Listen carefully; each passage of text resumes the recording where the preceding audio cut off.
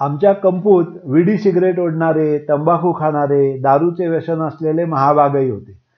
सामुदायिकपणे ओव्याच्या विड्या ओढण्यातून संथा दिली जात असे.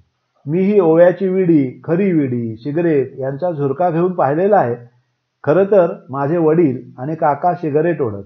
अगदी लहानपणापासून मी त्या दोघांना गोविंद पानवाल्याच्या दुकानातून अर्धा पाकिट पिवळा हत्ती सिगारेट, लाल धागा विडी बंडल, जर्दापुडी, चुना आणून देत असे. पण मला त्या गोष्टींचे आकर्षण कधीच वाटले नाही.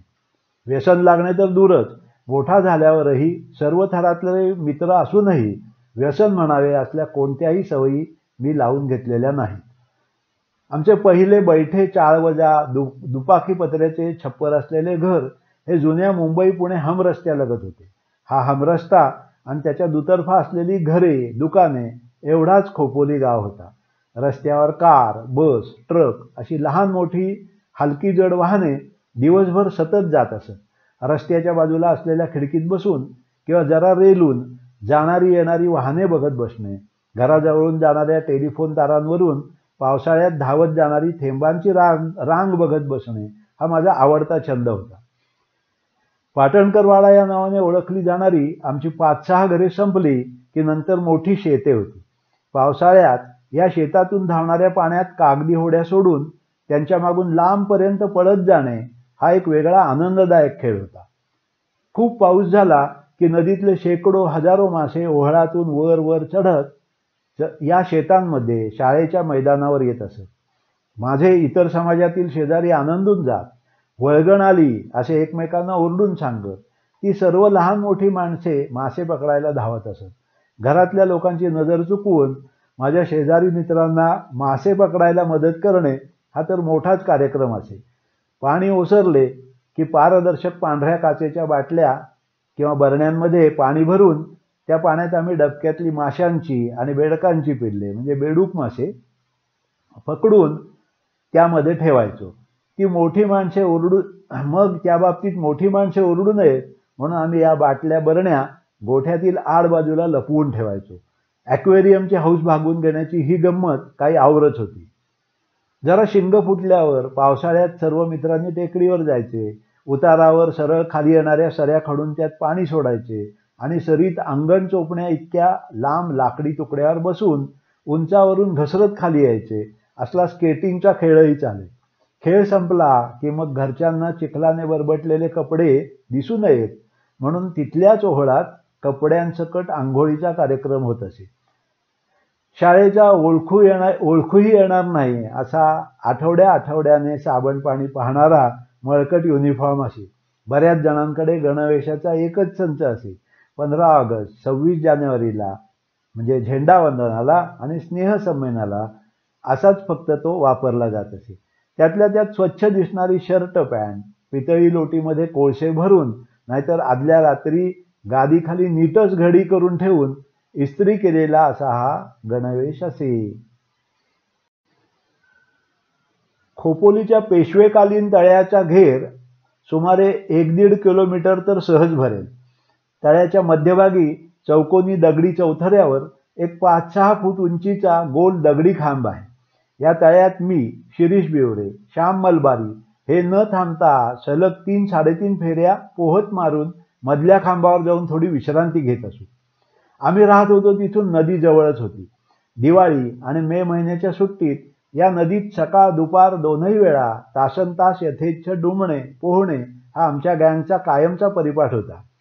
या खोपोलीच्या पाताळगंगा नदीचे खळाळून वाहणे हे टाटा कंपनीच्या वीज निर्मितीच्या निमित्ताने सोडल्या जाणाऱ्या पाण्यावर अवलंबून आहे. टाटाची जनित्र चालू झाली की नदीला रंगड पाणी येते. हे पाणी सुटले की पहिल्यांदा नदीकाठी लोकांनी केलेली घाण पालापाचोळा वाहून जात असे. तो सर्व मळ वाहून गेला की नदी पोहण्यायोग्य स्वच्छ होत असे. आमची टॉवेल वगैरे तयारी गुंडाळून कायमच तयार असायची. पाणी सुटलंय का, घाणगुण वाहून गेली का हे बघायला आमच्यापैकी 1-2 जण पुढे जाऊन बघून येत. त्यांनी आलबेलची आरोळी ठोकली की आम्ही सर्वजण नदीकडे जवळजवळ धावतच निघायचो. जी मुले घरी सांगितल्याशिवाय येत त्यांना मात्र सर्व कपडे काढून ठेवून दिगंबर अवस्थेत पोहावे लागे. त्यातल्या त्यात मोठी मुले माणसे ही लहानांना हातावर आडवे घेऊन पोहायला शिकवत. एकदा तरंगण्याची कला आत्मसात झाली की मग धारेत सोडत असत. पहिल्यांदा भीती वाटे, नाकातोंडात पाणी जात असे, रडू फुटत असे, पण ही मोठी मुले लहानांना कधीही बुडू देत नसत. पहिल्यांदा गुडघावर पाण्यात सराव चाले, मग नदीकाठच्या एका उंच डगरीवरून एकामागे एक पळत येऊन डोहात उड्या ठोकून वाहत वाहत उंबरडोहापर्यंत तरंगत जायचे. उंबरडोहात दिवड वगैरे पाणसाप राहायचे, त्यामुळे नदीच्या काठावरील कपारीजवळून पोहताना भीती वाटत असे. एक शंकर गोसावी नावाचा मोठा मुलगा त्या दिवडांना पकडून गळ्यात घालून बसत असे. असला सॉलिड आदर वाटायचा त्याचा. प्रवाहाच्या पृष्ठभागावर सर्व शरीर, अगदी हात पाय डोके सर्व पाण्यासमांतर राहून तरंगता यायला लागले की मग एक्सपर्ट दर्जाची प्रॅक्टिस सुरू होईल. उंबरडोह संपला की नदीत लांबवर मोठे मोठे वेडेवाकडे दगड, खडक होते. खळाळत वाहणाऱ्या पाण्याच्या लाटांमुळे ते दिसत नसत, पण अगदी 2-3 फुटावरच असत. त्यातला एकही दगड अंगाला लागू न देता धुवाधार वाहणाऱ्या पाण्यातून तरंगत जाणे ही ती एक्सपर्ट दर्जाचे कौशल्य प्राप्त झाल्याची खूण होती. सुरुवातीला पाय खडकांवर आपटून खरचटत असे. मग डगरीवरून एकामागोमाग धडाधड उड्या मारून डोह पार करून खडकाळ धारेतून तरंगत तरंगत आम्ही जवळजवळ 1-1.5 किलोमीटर लांबपर्यंत जायचो, अगदी जुन्या मळसणवाट्यापर्यंत. ते सोडून दिलेले स्मशान जवळ आले की मात्र मनात धाकधूक वाढत असे. एखादे भूतभीत तर तिथे नसेल ना, असल्या शंका कुशंका मनात येत. मनातल्या मनात सोबत पोहणाऱ्याला ऐकू जाणार नाही इतपत मोठ्याने राम राम राम राम असा जप चालू असे, पण हळूहळू मनातली ती भूते पळून गेली. उंबरडोहात उंबराच्या विशाल झाडाच्या फांद्या नदीवर वाकलेल्या होत्या. उंबराची मुळेही पाण्यात दिसत. अगदी औदुंबर कवितेमधील पाय येता कोणी जळात बसला असला औदुंबर, हे जे कवितेत आहे ना, तसेच सर्व दृश्य होते. तिथे पाण्यात मधोमध 4-5 फूट खोल पाण्यामध्ये एक मोठा खडक होता. पाण्याच्या प्रवाहाचा जोर इतका मोठा असे की त्या खडकावर उभे राहणे मोठे कष्टसाध्य कौशल्य होते. ते जमले की त्या खडकावर उभे राहून राज्य खेळ चालत असे. दुसरा कोणी मग समोरून पोहत येऊन राज्यावर बसलेल्या मुलाला ढकलून देत स्वतः त्या खडकावर आरूढ होत असे. मग त्याची ढकलून घेण्याची पाळी असे. समोरून ढकलायला आलेल्या मुलांना चुकवत जास्तीत जास्त वेळ खडकावरील राज्य राखणे हा तो खेळ होता. खडकावर उभे राहून 4-5 फुटांवर पाण्यावर वाकलेल्या उंबराच्या फांदीला किंवा त्यांना बांधलेल्या काथ्याच्या दोराला धरून लोंबकळत राहणे ही पुढची पायरी असे. त्या फांद्यांची खडकावरचे राज्य राखण्यात खूपच मदत होत असे. या असल्या दंगामस्तीतूनच आम्ही चिवट राकट होत गेलो. मग अनेक वर्षांनी त्या फांद्या तुटून गेल्या. कधीतरी ते उंबराचे झाडही वाहून गेले. नदीपात्र दगडगोट्यांनी भरून गेले. नदीवर पोहणे संपले. आमच्यातील काही शूरवीर पावसाळ्यात नदीला पूर आला की विहारी गावाकडील जेनित कंपनीकडे जाणाऱ्या पुलावरून पुरात उड्या ठोकण्याचा आचरटपणा करायचे. पण मी मात्र कधी तसल्या नादाला लागलो नाही. जरा मोठे झाल्यावर आमची टोळी कुत्रे घेऊन टेकडीवर चाललेली सशांची शिकार बघायला जात असे. टेकडीवर तेल तिखट मीठ पोहे, कांदा कैरीचे कचुंबर असलाही फक्कड बेत असे. जरा अक्कल आल्यावर टेकडीवर जाऊन ऑमलेट पाव, कॉफी किंवा चहा करणे असलाही मेनू असायचा.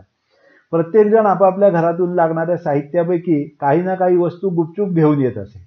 अडचण असे ती लागणारी भांडी कुंडी कुठून आणायची ही. पण आमचा एक दिलीप देव नावाचा मित्र होता. त्याचे आईवडील नोकरीनिमित्त आठवडाभर बाहेरगावीच असायचे. मग तवा, कालथा, पातेल्या, गाळणी यांची व्यवस्था तो बघायचा. कार्यक्रम आटोपल्यावर आम्ही सर्वजण ती भांडी नीट घासून पुसून त्याच्या घरी नेऊन ठेवायचो. कधीकधी तळ्यावर गळकाठी घेऊन आम्ही मासे पकडायला जायचो. मेजवानी म्हणून ते मासे आम्ही आमच्या कुत्र्यांना खायला घालायचो. इतके की शेवटी कुत्र्यांना ढेंडळ म्हणजे डिसेंट्री लागायची. मित्रांना सरळ हाक मारली तर ते लंगोटी कसले. नंद्या, रव्या, आशक्या, विजा, रम्या हीच आमची आवडती नावे होती. ज्याच्या नावाची असली मोडतोड शक्य नव्हती त्यांना जाड्या, हडक्या वगैरे विशेषणांनी हाक मारली जायची. तसं म्हटलं तर नातेवाईक काय आणि शेजारी काय काहीच फरक नव्हता. आम्ही कोणाच्याही घरी जेवण खाण्यात बिनदिक्कतपणे सामील व्हायचो. गाव लहान होता, सारेच गावकरी एकमेकांना ओळखत होते.